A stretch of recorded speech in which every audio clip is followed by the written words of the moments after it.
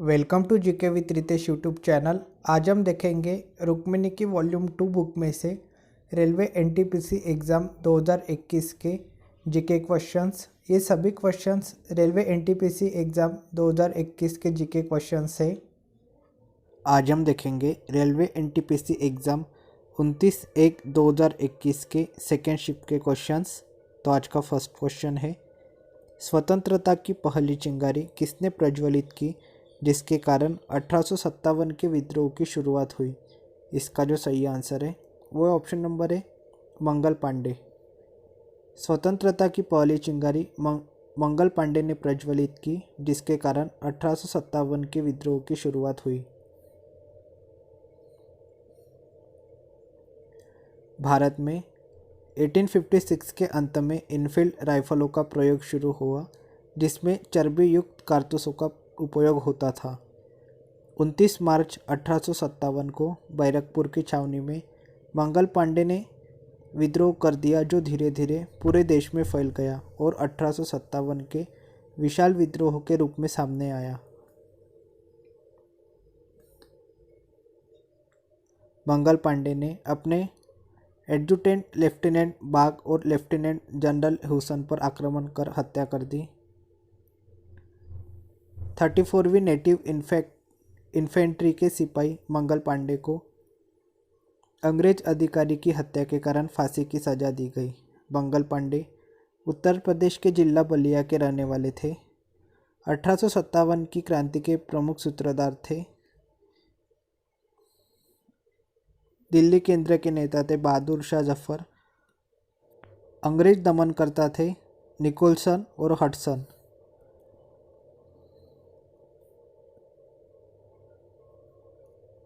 लखनऊ केंद्र के नेता थे बेगम हजरत महल। अंग्रेज दमनकर्ता थे कैंपबेल। कानपुर केंद्र के नेता थे तात्या टोपे और अंग्रेज दमनकर्ता थे कैंपबेल। झांसी केंद्र की नेता थी रानी लक्ष्मीबाई और अंग्रेज दमनकर्ता थे जनरल ह्यूरोज। जगदीशपुर केंद्र के नेता थे कुंवर सिंह और अंग्रेज दमनकर्ता थे विलियम टेलर और मेजर विंसेंट आयर। इलाहाबाद केंद्र के नेता थे लियाकत अली और अंग्रेज दमनकर्ता थे कर्नल नील। बरेली केंद्र के नेता थे खान बहादुर खान और अंग्रेज दमनकर्ता थे कैंपबेल। नेक्स्ट क्वेश्चन, बहमनी साम्राज्य की स्थापना किसने की थी? इसका जो सही आंसर है वो option number D Alauddin Bahman Shah उर्फ हसन गंगू ने। बहमनी साम्राज्य की स्थापना अलाउद्दीन बहमन शाह उर्फ हसन गंगू ने की थी। बहमनी राज्य की स्थापना 1347 ईस्वी में अलाउद्दीन बहमन शाह ने की।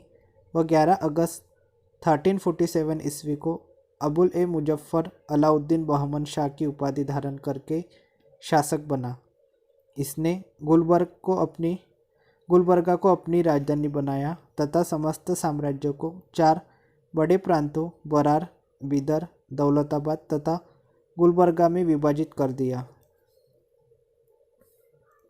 11 फरवरी 1358 ईस्वी को बहमन शाह की मृत्यु हो गई।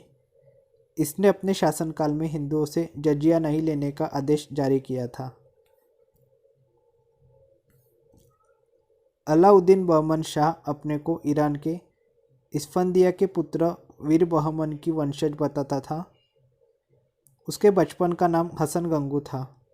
अलाउद्दीन हसन के पश्चात उसका पुत्र मोहम्मद शाह प्रथम सुल्तान बना। उसके काल की मुख्य घटना विजयनगर तथा वारंगल युद्ध तथा विजय प्राप्त की। इसके काल में ही सबसे पहले बारूद का प्रयोग हुआ। इसके वंश का अंतिम सुल्तान कली मुल्लाह शाह था। 1527 ईस्वी में इसकी मृत्यु के साथ ही बहमनी साम्राज्य का अंत हो गया।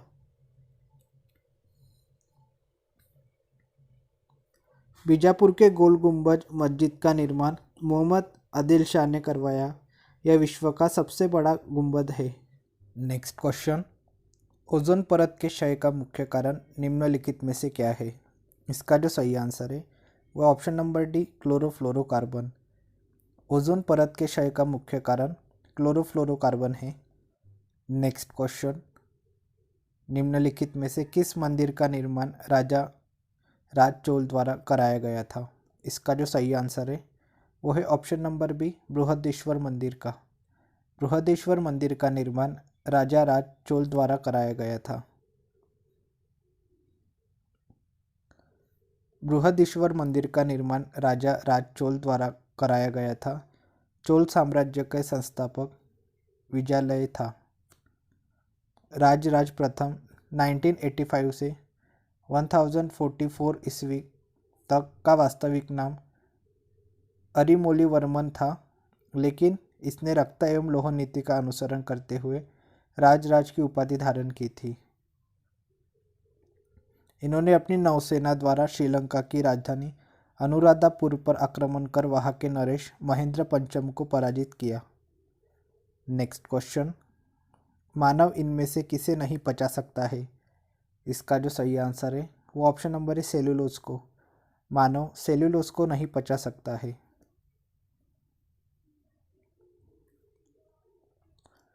भोजन के अधिकांश भाग का पाचन ग्रहणी में हो जाता है और बचे भोजन का पाचन क्षुद्रांत्र में होता है। क्षुद्रांत्र की दीवारों में पाचन ग्रंथियां होती है जिनसे आंतरीय रस निकलता है। इसमें निम्नलिखित पाचक एंजाइम होते हैं। एंटरोकाइनेस यह अग्नाशय रस को निष्क्रिय, ट्रिप्सिनोजन को सक्रिय ट्रिप्सिन में बदलता है। इरेट्रिप्सन यह पॉलीपेप्टाइडों को अमीनो अम्ल में बदलता है। माल्टेज यह माल्टोज को ग्लूकोज में बदलता है। सुक्रेज यह सुक्रोज को फ्रक्टोज में बदलता है। लैक्टेज यह दुग्ध शर्करा को ग्लूकोज में बदलता है। लाइपेज यह शेष वसाओं को वसीय अम्ल तथा ग्लिसरॉल में बदलता है। नेक्स्ट क्वेश्चन, शब्द कॉमेट प्राचीन शब्द से आया है जिसका अर्थ लंबी पूंछ वाला तारा है। इसका जो सही आंसर है वो ऑप्शन नंबर सी यूनानी शब्द से। शब्द कॉमेट प्राचीन यूनानी शब्द से आया है जिसका अर्थ लंबी पूंछ वाला तारा है। ब्रह्मांड में आकाशीय धूल, गैसों एवं हिमकणों से निर्मित पिंड जो अनियमित कक्षा में सूर्य की परिक्रमा करते हैं धूमकेतु या पुच्छल तारे कहलाते हैं। धूमकेतु बर्फीले पिंड होते हैं जिनसे गैस और धूल का उत्सर्जन होता है। धूमकेतु सूर्य के चारों ओर परिक्रमा तो करते हैं, परंतु इनमें से अधिकांश धूमकेतु ऐसे स्थानों पर पाए जाते हैं जिन्हें ओर्ट क्लाउड कहा जाता है। यह ओर्ट क्लाउड प्लूटो की कक्षा से काफ़ी दूर है। सूर्य की गर्मी के कारण इनकी बाहरी परत पिघलकर गैसों में परिवर्तित हो जाती है और चमकीली पूंछ के समान दिखाई देती है। सर्वाधिक चमकीला धूमकेतु हेली है जिसका आवर्तकाल 76 वर्ष है। नेक्स्ट क्वेश्चन, निम्नलिखित में से कौन सा सुनामी का कारण नहीं है? इसका जो सही आंसर है वो ऑप्शन नंबर है मृदा अपरदन। मृदा अपरदन सुनामी का कारण नहीं है। नेक्स्ट क्वेश्चन, भारतीय राष्ट्रीय कांग्रेस की संस्थापना के समय भारत के वायसराय कौन थे? इसका जो सही आंसर है वो option number D Lord Dufferin. भारतीय राष्ट्रीय कांग्रेस की संस्थापना के समय भारत के वायसराय लॉर्ड डफरिन थे। वर्ष 1884 में इंडियन नेशनल यूनियन नामक राष्ट्रीय स्तर के संगठन की स्थापना हुई जिसका उद्देश्य देश की सामाजिक समस्याओं के संबंध में विचार विमर्श कर उचित कार्यवाही करना था। ऐसा माना जाता है कि इंडियन नेशनल कांग्रेस की स्थापना का निर्णय ए.ओ. ह्यूम ने डफरिन की सलाह पर ही लिया था।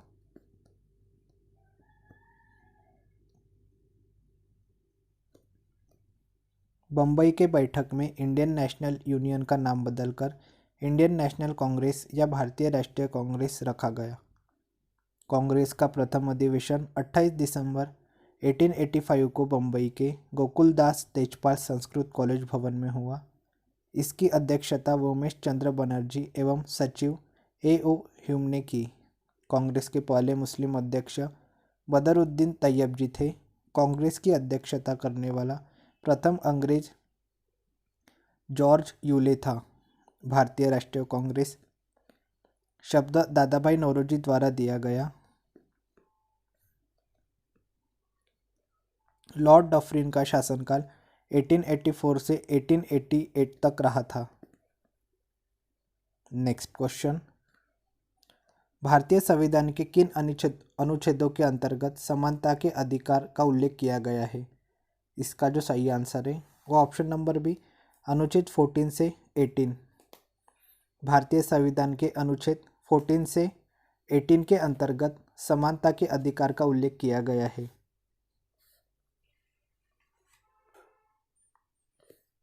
मूल अधिकारों को 6 शीर्षों में विभाजित किया गया है।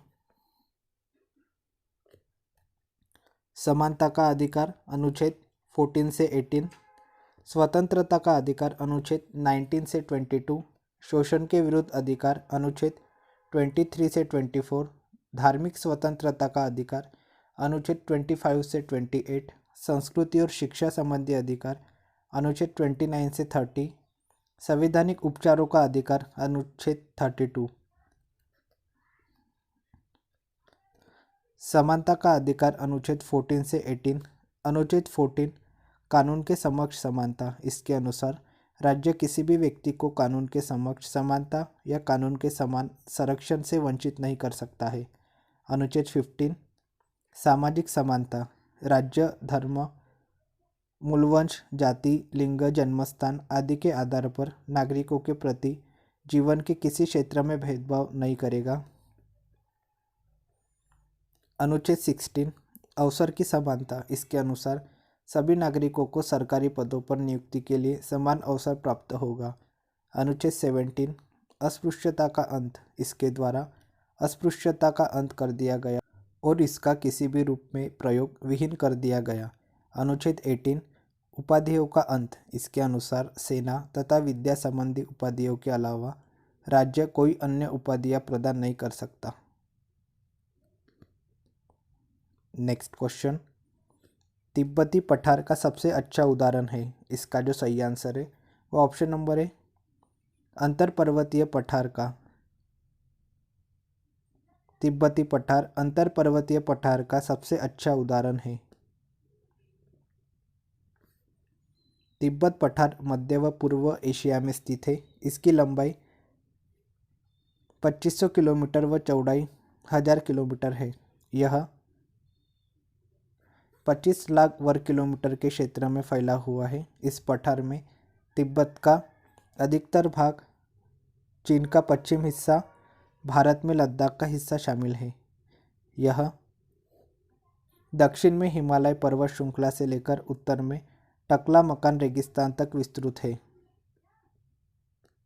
नेक्स्ट क्वेश्चन, मलेशिया की मुद्रा है। इसका जो सही आंसर है वह option number D ringgit. Malaysia की मुद्रा रिंगित है।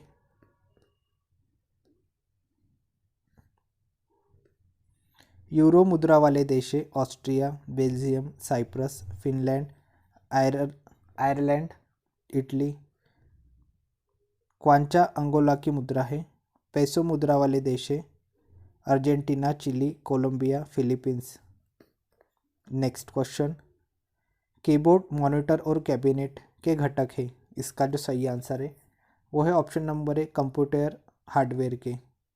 कीबोर्ड, मॉनिटर और कैबिनेट कंप्यूटर हार्डवेयर के घटक है। कंप्यूटर सिस्टम को मुख्यतः 3 भागों में बांटा जा सकता है, हार्डवेयर, सॉफ्टवेयर एवं डाटा। कंप्यूटर मशीन का वह भौतिक भाग जिसे हम देख और छूकर महसूस कर सकते हैं हार्डवेयर कहलाता है, जैसे keyboard, mouse, monitor, CPU, printer, hard disk, drive, motherboard, processor, speaker. अनुदेशों और प्रोग्रामों का समूह जो कंप्यूटर को यह बतलाता है कि उसे क्या करना है, कैसे करना है, सॉफ्टवेयर कहलाता है। नेक्स्ट क्वेश्चन, कंप्यूटर शब्दावली में EPROM का पूर्ण रूप क्या है? इसका जो सही आंसर है वह ऑप्शन नंबर है erasable programmable read only memory. Computer शब्दावली में EPROM का पूर्ण रूप है erasable programmable read only memory.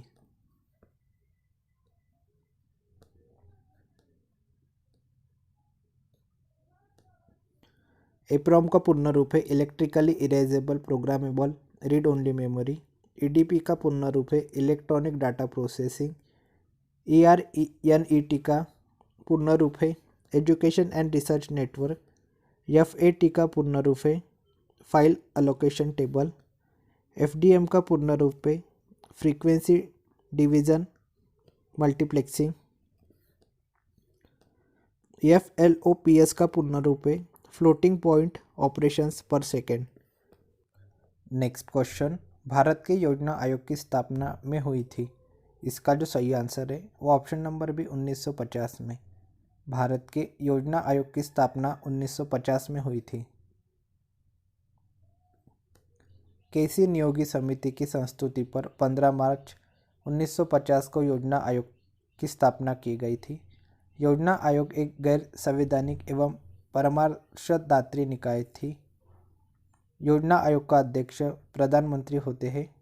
योजना आयोग के प्रथम अध्यक्ष जवाहरलाल नेहरू एवं प्रथम उपाध्यक्ष गुलजारी लाल नंदा थे।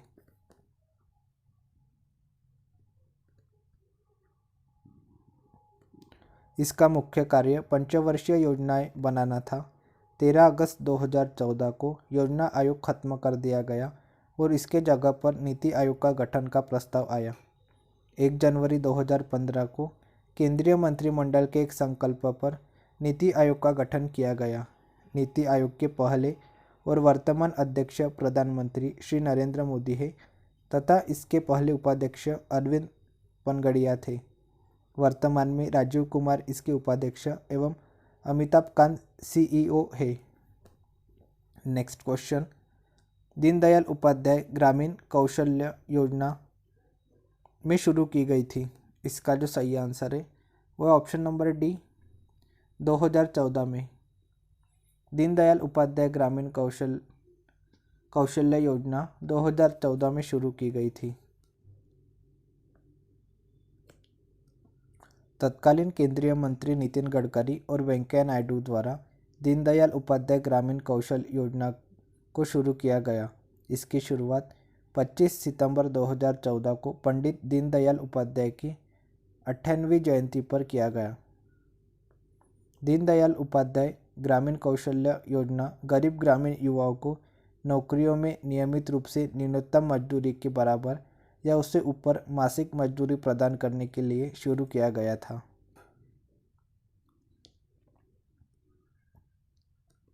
यह ग्रामीण विकास मंत्रालय भारत सरकार के द्वारा ग्रामीण आजीविका को बढ़ावा देने के लिए की गई पहल में से एक है। इस योजना से 550 लाख से अधिक गरीब ग्रामीण युवाओं को जो कुशल होने के लिए तैयार है स्थानीय रोजगार उपलब्ध कराने से है। नेक्स्ट क्वेश्चन, पाचन के बाद प्रोटीन परिवर्तित हो जाता है। इसका जो सही आंसर है वो है ऑप्शन नंबर बी अमीनो अम्ल में। पाचन के बाद प्रोटीन अमीनो अम्ल में परिवर्तित हो जाता है।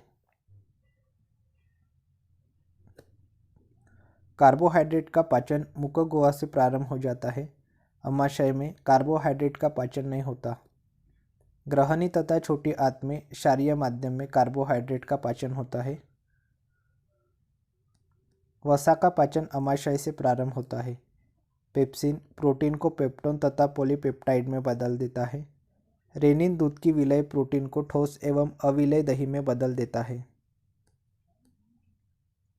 पित्त का क्षारीय गुण उसमें पाए जाने वाले अकार्बनिक पदार्थ के कारण होता है। नेक्स्ट क्वेश्चन, क्योटो प्रोटोकॉल एक अंतर्राष्ट्रीय समझौता है जिसका उद्देश्य को कम करना है। इसका जो सही आंसर है वह option number D green house gas उत्सर्जन। क्योटो प्रोटोकॉल एक अंतर्राष्ट्रीय समझौता है जिसका उद्देश्य ग्रीन हाउस गैस उत्सर्जन को कम करना है। क्योटो प्रोटोकॉल का आयोजन 1997 में हुआ था। पेरिस सम्मेलन एक कार्बन उत्सर्जन लक्ष्यों हेतु कानूनी रूपों से बाध्यकारी संधि है। हेलसिंकी सम्मेलन का उद्देश्य सामुद्रिक पर्यावरण की सुरक्षा करना था। मॉन्ट्रियल प्रोटोकॉल ओजोन परत के संरक्षण हेतु प्रथम अंतर्राष्ट्रीय समझौता था। रियो सम्मेलन 1992 में सतत विकास हेतु एजेंडा 21 स्वीकृति किया गया। जोहान्सबर्ग को द्वितीय पृथ्वी सम्मेलन भी कहा जाता है।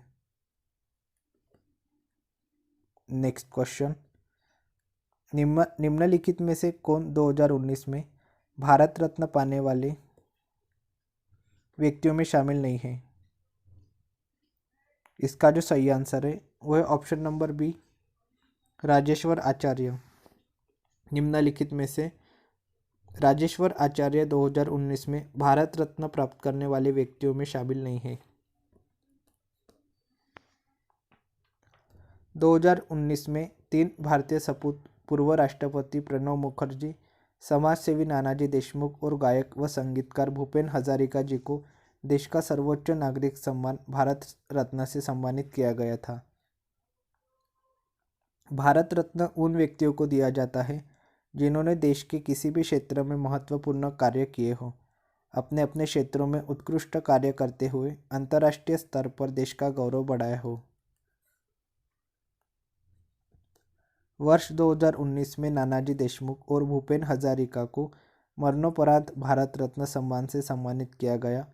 मरणोपरांत सम्मान देने का प्रावधान 1955 से लागू हुआ था।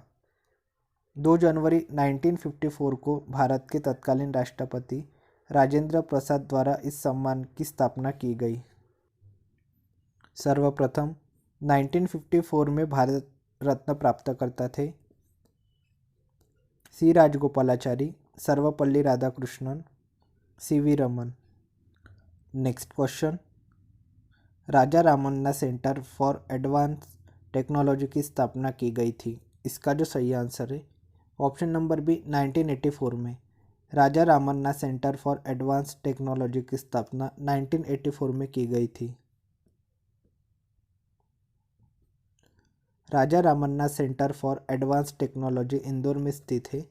राजा Ramanna centre for advance Technology Bharat सरकार के परमाणु ऊर्जा विभाग के अंतर्गत स्थापित एक अनुसंधान एवं विकास केंद्र है। राजा रामन्ना में मुख्यतः 2 क्षेत्रों में कार्य होता है, कणों के त्वरक और laser. Raja Ramanna centre for advance technology में 2 इलेक्ट्रॉन त्वरक है जिससे निकलने वाले विकिरण का नाम सिंक्रोट्रॉन रेडिएशन है। नेक्स्ट क्वेश्चन, निम्नलिखित में से कौन सा संरचनागत सुविधा इंफ्रास्ट्रक्चर के अंतर्गत नहीं आता है? इसका जो सही आंसर है वो ऑप्शन नंबर है मनोरंजन। मनोरंजन संरचनागत सुविधा इंफ्रास्ट्रक्चर के अंतर्गत नहीं आता है।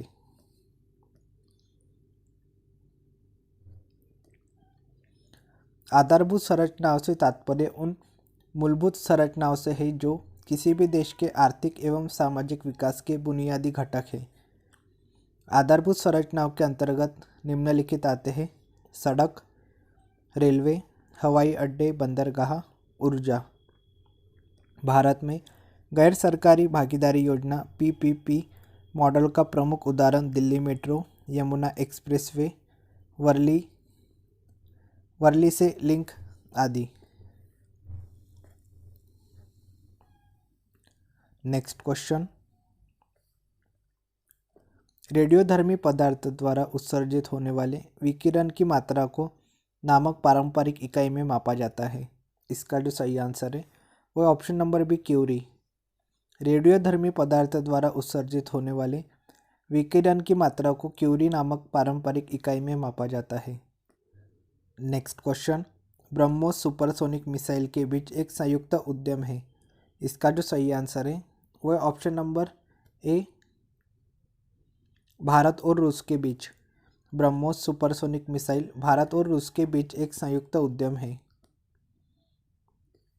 1998 में इस सुपरसोनिक क्रूज मिसाइल प्रणाली के डिज़ाइन, विकास, निर्माण तथा बेचने के लिए भारत और रूस के साथ एक समझौता हुआ।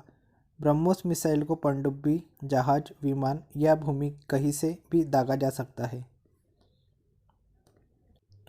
ब्रह्मोस भारत के डीआरडीओ तथा रूस के एनपीओ मशीनों स्ट्रॉयनियो का संयुक्त उपक्रम है।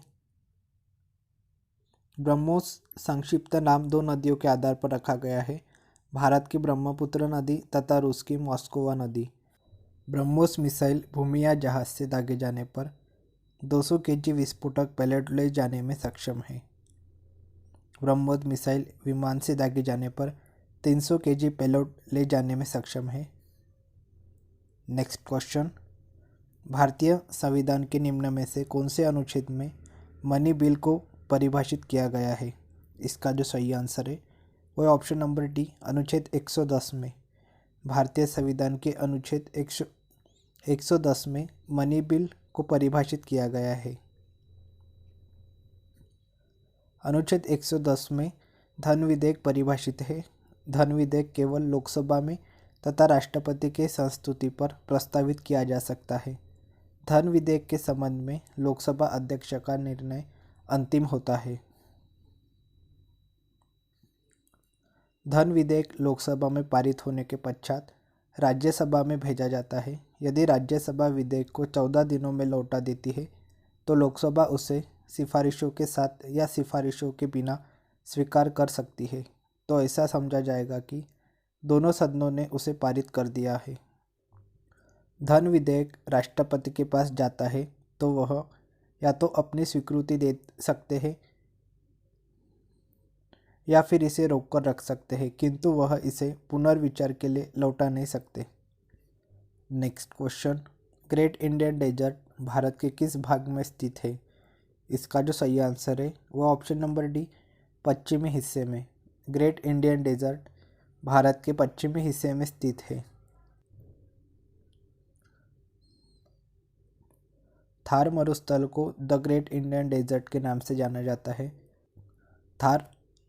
थार मरुस्थल प्रायद्वीपीय भारत के उत्तर पश्चिमी हिस्से में करीब 2 लाख वर्ग किलोमीटर भूभाग में फैला हुआ है। यह भारत तथा पाकिस्तान के मध्य एक प्राकृतिक सीमा रेखा है। सीमा रेखा का भी निर्माण करता है।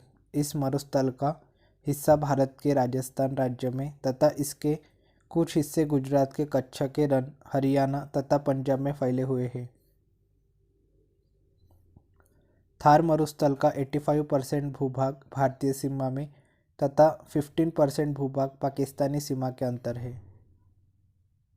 अरावली पहाड़ी के पश्चिमी किनारे पर थार मरुस्थल स्थित है। नेक्स्ट क्वेश्चन, भारतीय राष्ट्रीय ध्वज तिरंगा भिकाजी कामा द्वारा में फहराया गया था।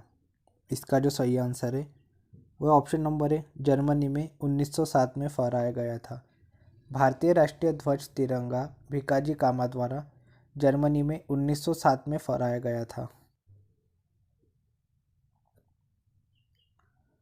भिकाजी रुस्तम कामा भारतीय मूल के फ्रांसीसी नागरिक थे जिन्होंने लंदन, जर्मनी तथा अमेरिका का भ्रमण कर भारत की स्वतंत्रता के पक्ष में माहौल बनाया। वे जर्मनी के स्टुटगार्ट में 22 अगस्त 1907 को तिरंगा फहराने के लिए सुविख्यात है। मैडम भिकाजी कामा ने भारत का पहला झंडा फहराया। उसमें हरा, केसरिया तथा लाल रंग के पट्टे थे तथा 8 कमल के फूल थे जो भारत के 8 राज्यों के प्रतीक थे। वंदे मातरम यह देवनागरी अक्षरों में झंडे के मध्य में लिखा था। इस झंडे के सबसे नीचे लाल रंग की पट्टी थी जिस पर सूरज और चांद बने हुए थे। अब यह झंडा पुणे के केसरी मराठा लाइब्रेरी में संरक्षित करके रखा गया है। पहली बार तिरंगा झंडा 7 अगस्त 1906 को कोलकाता में फहराया गया था। नेक्स्ट क्वेश्चन, निम्नलिखित में से कौन सा टूर्नामेंट हॉकी से संबंधित है?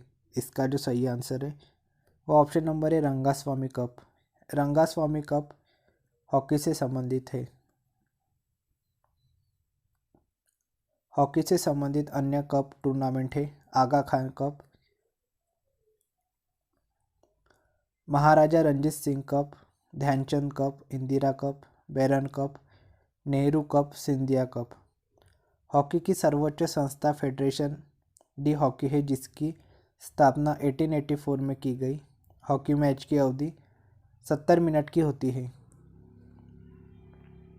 भारत का राष्ट्रीय खेल हॉकी है। भारत ने वर्ष 1928 ईस्वी में ओलंपिक खेलों में हॉकी का पहला स्वर्ण पदक जीता था। भारत ने वर्ष 1975 में हॉकी का विश्व कप भी जीता है। भारत ने अंतिम बार ओलंपिक खेलों में हॉकी का स्वर्ण पदक वर्ष 1980 में मॉस्को में जीता था। टोक्यो ओलंपिक में महिला हॉकी टीम का प्रदर्शन काफ़ी उत्साहपूर्ण रहा। रानी रामपाल की अगुवाई में यह टीम क्वार्टर फाइनल में ऑस्ट्रेलिया को हराकर सेमीफाइनल तक का सफ़र पूरा किया। सेमीफाइनल मुकाबले में भारतीय टीम को अर्जेंटीना से 1-2 से शिकस्त झेलनी पड़ी। नेक्स्ट क्वेश्चन, साइटोप्लाज्म एक जेली जैसा द्रव होता है जो में मौजूद होता है। इसका जो सही आंसर है वो ऑप्शन नंबर है, केंद्रक और कोशिका भित्ति के बीच। साइटोप्लाज्म एक जेली जैसा द्रव होता है जो केंद्रक और कोशिका भित्ति के बीच में मौजूद होता है। जीवत द्रव्य का वह भाग जो केंद्रक के बाहर तथा कोशिका कला के अंदर होता है उसे कोशिका द्रव्य कहते हैं। कोशिका द्रव्य की 3 भागों में बांटा जा सकता है। एक्टोप्लास्ट कोशिका द्रव्य का बाहरी भाग जो कोशिका भित्ति के संपर्क में होता है, इसको जीव द्रव्य कला, प्लाज्मा कला, प्लाज्मा लेमा अथवा एक्टोप्लास्ट कहते हैं।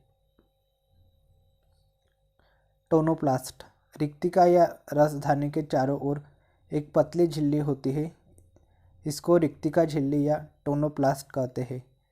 मिसोप्लाज्म एक्टोप्लास्ट और टोनोप्लास्ट के बीच के कोशिका द्रव्य को मिसोप्लाज्म कहते हैं। इसमें कोशिका के सभी कोशिकांग और निष्क्रिय पदार्थ पड़े रहते हैं। नेक्स्ट क्वेश्चन, स्यूडोपिया पर मौजूद अंगुली जैसी आकृति वाली संरचनाएं हैं। इसका जो सही आंसर है वो ऑप्शन नंबर है, अमीबा।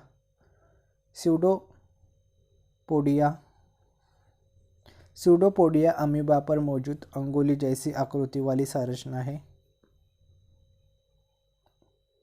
अमीबा एवं अन्य प्रोटोजोआ में संकुचनशील रिक्तिका का प्रमुख कार्य उत्सर्जन है। अमीबा को द्विभाजन के कारण अमर जीव कहा जाता है। अमीबा तालाबों, पोखरों, नहरों, झरनों, नदियों के स्थिर एवं मीठे जल के कीचड़ में पाया जाता है। एंट अमीबा हिस्टोलिका के कारण अमीबी पेचिस रोग होता है। अमीबा के बाह्य सतह से छोटी छोटी रचनाएं बनती बिगड़ती रहती है जिन्हें कुटपाद या पादाप कहते हैं। पैरामीशियम का आकार चप्पल के तलवे के समान होता है। इस जंतु में प्रचलन पक्षमाभिकाय द्वारा होता है। नेक्स्ट क्वेश्चन, निम्न में से कौन सा एक स्प्रेडशीट प्रोग्राम नहीं है। इसका जो सही आंसर है वो ऑप्शन नंबर है, उबुंटू। उबुंटू एक स्प्रेडशीट प्रोग्राम नहीं है। वर्कशीट में कॉलम और रो के इंटरसेक्शन को सेल कहते हैं। स्प्रेडशीट प्रोग्राम में एक नंबर जिसे हम कैलकुलेशन में प्रयोग करते हैं वैल्यू कहलाता है। वह प्रोग्राम जो पैसे के लेन देन का ट्रैक रखने और बजट बनाने के लिए कैलकुलेटर की तरह काम करता है स्प्रेडशीट कहलाता है। एक्सेल वर्कबुक, चार्ट, वर्डबुक और वर्कशीट का संग्रह है। वर्कशीट एक स्प्रेडशीट है जो एक्सेल प्रोग्राम का कार्यक्षेत्र होता है। माइक्रोसॉफ्ट एक्सेल 2010 सॉफ्टवेयर के वर्कशीट में कुल 10,48,576 रो तथा 16,384 कॉलम होते हैं। नेक्स्ट क्वेश्चन, गोलकृमि में इनमें से कौन सा तंत्र मौजूद नहीं होता है। तो इसका जो सही आंसर है वह है ऑप्शन नंबर डी, श्वसन तंत्र। गोलकृमि में श्वसन तंत्र मौजूद नहीं होता है।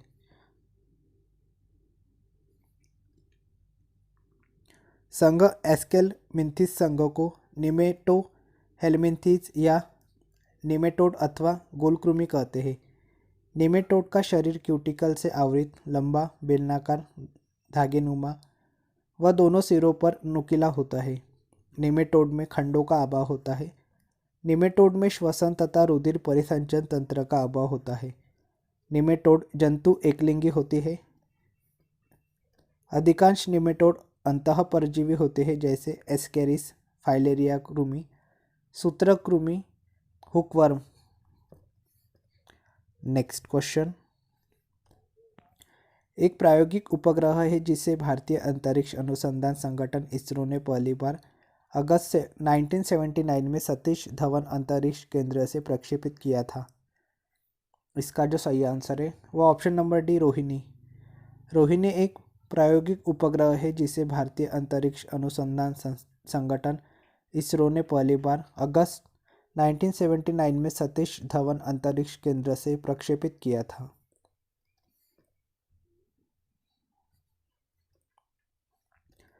इसरो ने कुछ प्रायोगिक उपग्रहों का प्रक्षेपण दूरसंवेदी कक्षा नियंत्रण, वायुमंडलीय अध्ययन आदि उद्देश्यों की पूर्ति हेतु किया है।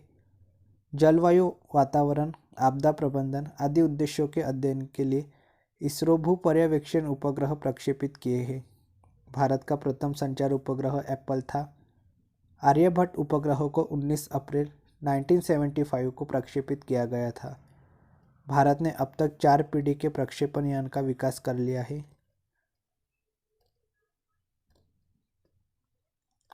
प्रथम पीढ़ी उपग्रह प्रक्षेपण यान, द्वितीय पीढ़ी संवर्धित उपग्रह प्रक्षेपण यान, तृतीय पीढ़ी ध्रुवीय उपग्रह प्रक्षेपण यान, चतुर्थ पीढ़ी भूतुल्यकालिक उपग्रह प्रक्षेपण यान। नेक्स्ट क्वेश्चन, प्रथम ज्ञानपीठ पुरस्कार विजेता कौन थे? इसका जो सही आंसर है वो ऑप्शन नंबर डी, जी शंकर कुरूप। प्रथम ज्ञानपीठ पुरस्कार विजेता जी शंकर कुरूप थे।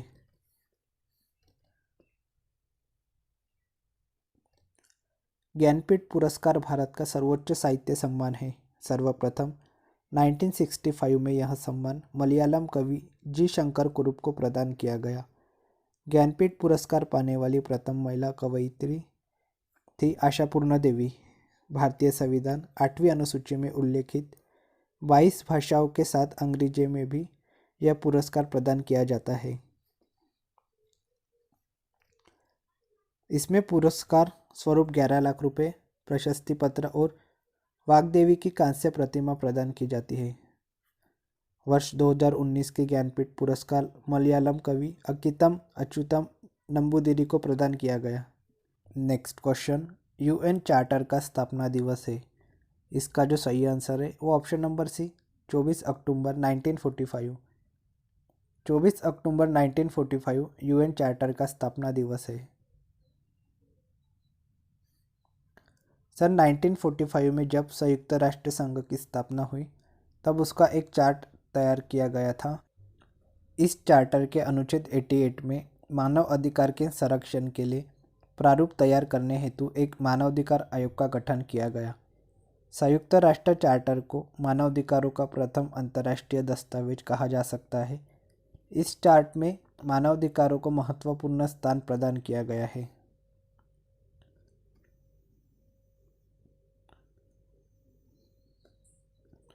संयुक्त राष्ट्र की महासभा द्वारा 10 दिसंबर को इसे अंगीकृत किया गया। इस घोषणा पत्र में उन सभी विषयों को सम्मानित किया गया जो मानव गरिमायुक्त जीवन यापन के लिए अनिवार्य है।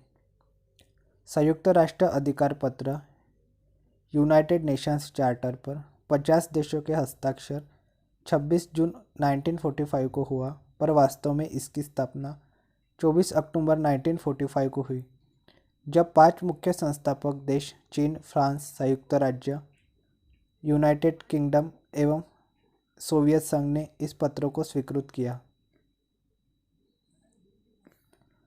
नेक्स्ट क्वेश्चन, किस कैबिनेट मिशन ने भारतीय संविधान के निर्माण हेतु एक संविधान सभा का प्रस्ताव रखा था? इसका जो सही आंसर है वो option number A, cabinet mission योजना 1946। कैबिनेट मिशन योजना 1946 ने भारतीय संविधान के निर्माण हेतु एक संविधान सभा का प्रस्ताव रखा था।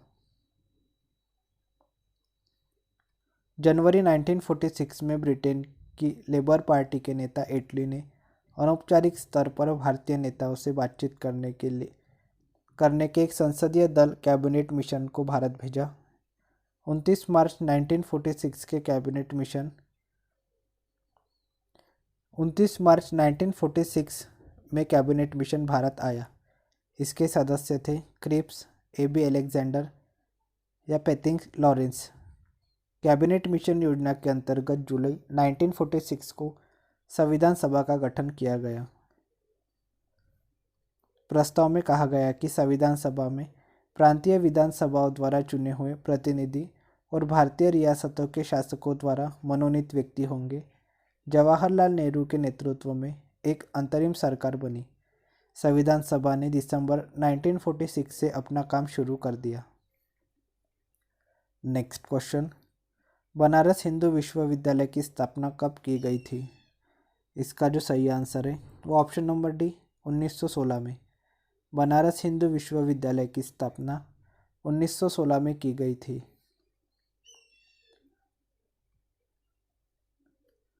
बनारस हिंदू विश्वविद्यालय BHU एक सेंट्रल यूनिवर्सिटी है। महामना पंडित मदन मोहन मालवीय ने सन 1916 में इसकी स्थापना की थी।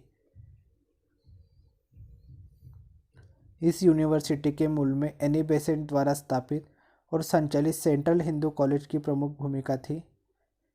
इस विश्वविद्यालय की स्थापना में मदन मोहन मालवीय जी का योगदान केवल सामान्य संस्थापक सदस्य के रूप में था। दरभंगा के महाराजा रामेश्वर सिंह ने विश्वविद्यालय की स्थापना में आवश्यक संसाधनों की व्यवस्था दान देकर की। नेक्स्ट क्वेश्चन, निम्नलिखित में से कौन सा राष्ट्रीय नमूना सर्वेक्षण संगठन नेशनल सैंपल सर्वे ऑर्गेनाइजेशन का प्रभाग नहीं है? इसका जो सही आंसर है वो ऑप्शन नंबर बी राष्ट्रीय विकास एजेंडा, नेशनल डेवलपमेंट एजेंडा। राष्ट्रीय विकास एजेंडा राष्ट्रीय नमूना सर्वेक्षण संगठन का प्रभाग नहीं है। राष्ट्रीय नमूना सर्वेक्षण संगठन का प्रभाग है फील्ड ऑपरेशन डिवीज़न, सर्वेक्षण डिज़ाइन और अनुसंधान विभाग, डेटा प्रोसेसिंग डिवीज़न, कोऑर्डिनेट और पब्लिकेशन डिवीज़न। राष्ट्रीय नमूना सर्वेक्षण संगठन की स्थापना 1950 में हुई थी। राष्ट्रीय नमूना सर्वेक्षण संगठन का मूल उद्देश्य परिवारों को उपलब्ध पेयजल, स्वच्छता और आवास सुविधाओं तथा घरों के आसपास उपलब्ध वातावरण की जानकारी जुटाना था।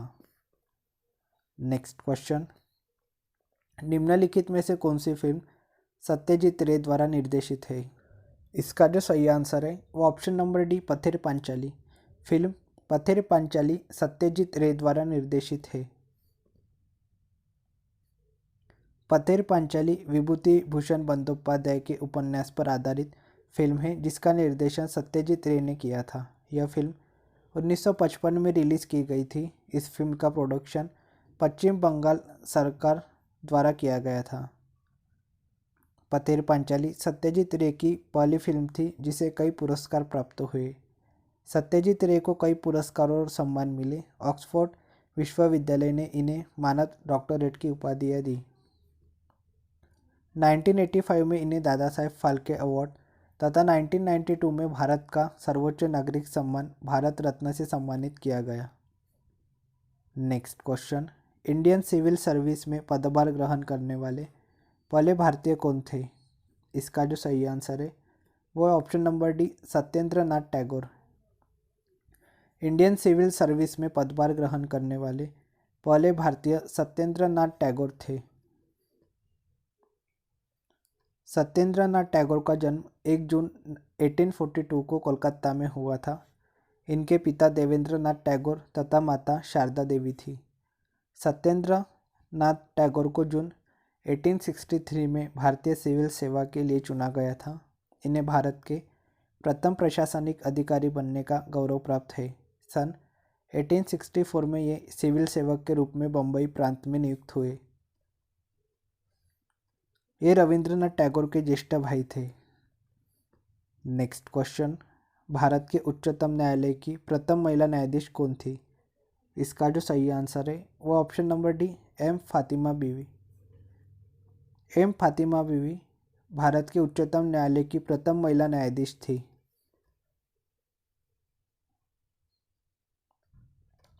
सुप्रीम कोर्ट में जज बनने वाली पहली महिला वकील थी इंदु मल्होत्रा। उच्च न्यायालय की मुख्य न्यायाधीश बनने वाली पहली महिला थी लीला सेठ। ऑक्सफोर्ड जाकर कानून की पढ़ाई करने वाली प्रथम महिला बैरिस्टर थी कॉर्नेलिया सोराबाजी। देश की पहली महिला सत्र न्यायाधीश, सुप्रीम कोर्ट की पहली महिला थी अन्ना चंडी। नेक्स्ट क्वेश्चन, विश्व प्रसिद्ध छत्तीसगढ़ी लोक गायिका तीजन बाई लोक संगीत की किस विद्या की प्रणेता है? इसका जो सही आंसर है वो option number B, Pandavani.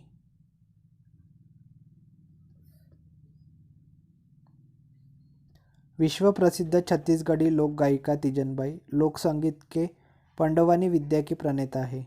Pandavani Chhattisgarh का लोक नृत्य है जिसका अर्थ है पांडवानी अर्थात पांडव कथा यानी महाभारत की कथा। तीजन बाई छत्तीसगढ़ के पंडवानी लोकगीत नाट्य की पहली महिला कलाकार है। भारत सरकार द्वारा इन्हें पद्मश्री तथा पद्मभूषण से नवाजा गया है। 1995 में इन्हें संगीत नाटक अकादमी पुरस्कार तथा 2009 में नृत्य शिरोमणि से भी सम्मानित किया गया है। लावनी संगीत की एक विधा है जो प्रमुख रूप से महाराष्ट्र में प्रसिद्ध है। आज के लिए इतना ही। अगर वीडियो पसंद आए तो वीडियो को लाइक कर देना, शेयर कर देना एंड चैनल को सब्सक्राइब कर देना। तो मिलते हैं नेक्स्ट वीडियो में। Thank you so much for watching.